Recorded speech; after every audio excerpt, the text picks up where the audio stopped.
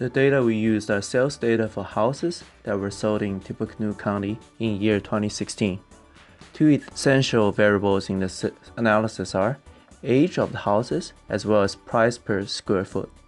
From the scraped data, majority of the houses were built within 100 years, with a mean of 45 years. The average price per square foot is about $75. Most of the sold houses were not vacant at the time of sales, and most were not foreclosures.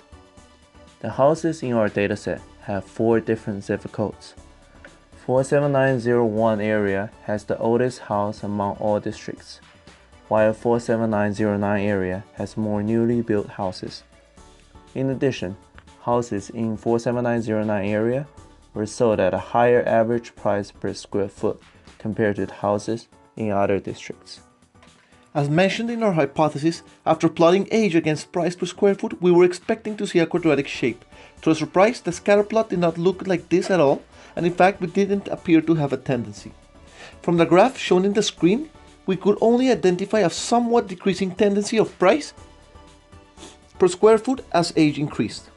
As a matter of fact, the correlation between these two variables is negative 0.47, indicating a weak negative linear relationship.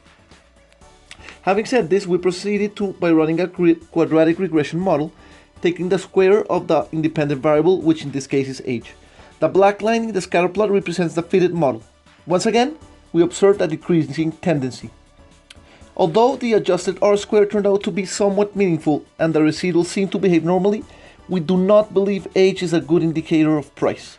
The difference in price per square foot from one zip code to another suggests that there are other key factors affecting square foot value, opening a wide umbrella for further studies and analysis. Hey guys, our main hypothesis in this work was that in the early years of a house, real price goes up. However, at a certain inflection point, the revaluation that could come from general forces in the economy affecting demand wouldn't be able to offset the loss coming from depreciation.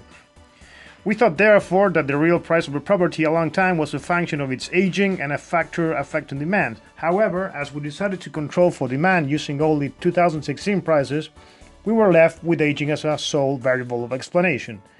We expected to have a curve such as this, and we asked ourselves if this inflection point really exists, and if that's the case, where is it? This is the point or situation where we thought we could add value, since our goal was that people about to invest in this kind of asset class can have a quick glimpse on where they're starting in regards to possible future real gains. This is before they embark into a commercial transaction with real estate agents. We ended up noticing that real price doesn't really rise as aging goes higher. This is certainly a confusing statement, but even breaking down the data per zip code, the conclusion remains. Given the current 2016 demographic population configuration and economic situation, we know that this variation certainly doesn't have anything to do with house aging. So if you're a real estate investor, you should be mindful that our analysis needs to take into account other variables. The logic new versus old house will not apply in Tippecanoe. And here we have an old lady extrapolating our findings.